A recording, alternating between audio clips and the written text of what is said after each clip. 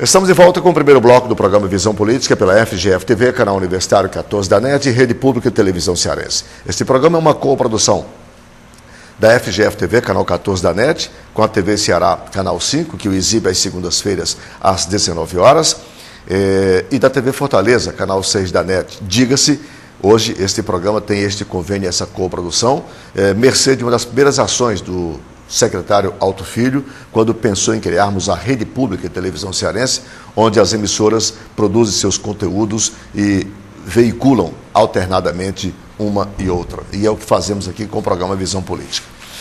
Agradecendo desde já as presenças dos nossos convidados, eu quero começar, professor Alto Filho, colocando exatamente na abertura da discussão essa questão conceitual. O Brasil trata educação e cultura, ou seja, como duas coisas separadas. E a gente sabe que educação é cultura e cultura é educação. Entretanto, por questões de legislação, teve que ser separado. Isso gera, na cabeça do cidadão comum, inclusive uma confusão muito grande, não só do cidadão comum, mas até de autoridades de Estado, para entender exatamente isso. Conceitualmente, eu queria começar colocando essa discussão. O que é cultura hoje, na contemporaneidade, já que admitimos que é um gênero de primeira necessidade? Veja, deixa eu tomar mais especificamente essa relação cultura-educação, para não fazer aqui um discurso muito teórico sobre o conceito de cultura. Você pode ter o conceito antropológico, sociológico, o conceito de política pública de cultura. A relação cultura-educação, no Brasil, ela nasce conjuntamente. Quando se fez o Ministério da Educação, era o Ministério da Educação e da Saúde, que já tratava de cultura, porque em 1937, o Ministério, com a reforma do Ministério da Educação e da Saúde, foi criado o Instituto Nacional do Livro. Depois, a saúde cresceu muito e foi necessário criar um ministério próprio e ficou Educação e Cultura, que por muito tempo. No entanto, é preciso que nós façamos uma distinção entre educação e cultura, se entendermos a educação como aquela atividade feita na escola. Se educação, do ponto de vista de política pública, fundamentalmente se resume a isto. Então, ao fazer isso, é importante separar, do ponto de vista da política pública, educação de cultura, porque a cultura vai além da escola. A cultura é mais ampla, nesse sentido, a cultura é mais ampla do que a educação. Portanto, foi correto separar, do ponto de vista da gestão pública, as políticas de saúde, educação e cultura. O que é que eu acho que tem um equívoco aí? Ou que tem uma falta, não é nem um equívoco, tem uma carência.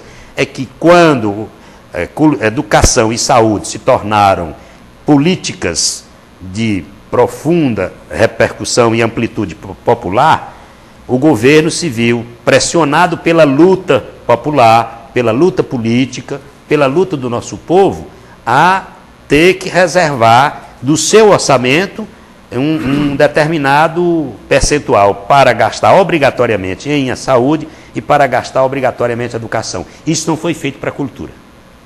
E não foi feito para a cultura porque entendia-se, como entende-se até hoje, que a cultura não é uma dimensão essencial da vida dos indivíduos e dos povos. Que cultura é, como se diz comumente, é a cereja do bolo. Então, é por isso que nós temos hoje esta divisão. Mas cultura é parte desse bolo e não a cereja do bolo. Pois é, eu diria que a cultura é parte do bolo e a cultura é um dos elementos fundamentais para constituir o bolo e dar gosto ao bolo. E as pesquisas, foi feita a primeira grande pesquisa sobre consumo cultural das famílias brasileiras, foi feita pelo IBGE e o Ministério da Cultura, e os resultados foram surpreendentes. O mais surpreendente dos resultados foi se constatar que as famílias brasileiras gastam percentualmente em cultura, aquelas classes de pesquisa de opinião, a classe AB gasta 3% do seu orçamento familiar em cultura, a classe C e D e E gastam 2,5% em cultura. Esses números percentuais do gasto das famílias brasileiras com cultura são semelhantes, em termos percentuais, aos gastos das famílias francesas. Portanto, cultura, como você disse com muita propriedade na abertura, é um gênero, se nós podemos usar essa expressão, é um gênero de primeira necessidade. A cultura faz parte da vida cotidiana do povo brasileiro. Não é apenas um complemento, não é apenas a cereja do bolo, é uma parte do bolo. Portanto, nesse sentido, as políticas, a partir desse dado real, e há outros dados que nós podemos discutir que são preocupantes também, mas a partir desse dado real, torna-se necessário redefinir a política orçamentária para a cultura brasileira. Certo. E há, para encerrar aqui o fecho, a minha intervenção inicial, há uma proposta de emenda constitucional no Congresso Nacional, a PEC 150 de 2003, que deverá ser discutida e votada agora, no segundo semestre, eu espero, que estabelece a vinculação orçamentária obrigatória para a cultura. 2%, a União terá que gastar todo ano, pelo menos 2% em cultura, os estados e o Distrito Federal, pelo menos 1%, e os municípios, 1,5%, perdão, e os municípios 1%. Feito isso, aí nós podemos fechar o sistema de vinculação para as grandes políticas sociais do Estado brasileiro e garantir recursos permanentes. O professor Cialdini, o senhor gere hoje as finanças da quarta maior cidade do Brasil.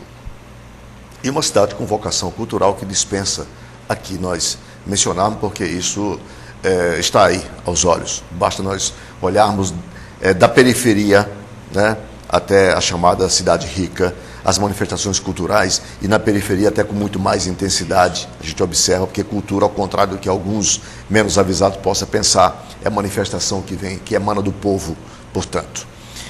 Entretanto, nós não percebemos Fortaleza como uma cidade cuja essa manifestação cultural tão efervescente seja democratizada, seja disponibilizada, porque aí exige exatamente as condições objetivas para que essa cultura possa aflorar e ser acessível a todos nós fortalezenses. De que maneira essa vinculação de orçamento, ou a inexistência de uma vinculação orçamentária para a cultura, tem sido, digamos, o óbice para que nós não avancemos ainda mais nessa perspectiva? Bom, Arnaldo, obrigado pela oportunidade, por estar aqui com dois mestres, né? Eu acho que é importante também mencionar que os próprios economistas tinham e têm ainda uma dificuldade muito grande de reconhecer a cultura como um bem fundamental, né, como um gênero fundamental, e esse reconhecimento ele é apenas recente. Eu me lembro, professor Teixeira, que nos Principles do Marshall, o Marshall já dizia que é necessário estudar a cultura porque ela contraria a microeconomia como utilidade marginal. Ou seja, por que ela contraria? Quanto mais você consome música, mais você quer consumir música, diferentemente da utilidade marginal tradicional dos bens materiais, né? Então é importante salientar isso aí. E tem uma pesquisa muito importante, já que a gente está falando desse tema, do William Baumol, de 1965, que faz uma avaliação, professor Alto, sobre a questão do investimento dos espetáculos públicos ao vivo. Ele considera importantíssimo o investimento público, mas também alerta por um problema, que os empreendedores, no decorrer do tempo, tendem a aumentar o preço do que o Estado subvenciona como setor público, porque veio o Estado como um financiamento elástico disso aí, enquanto que o custo per capita, né, não é repassado, na tendência não é repassado para todos. Então é uma observação importante sobre isso aí.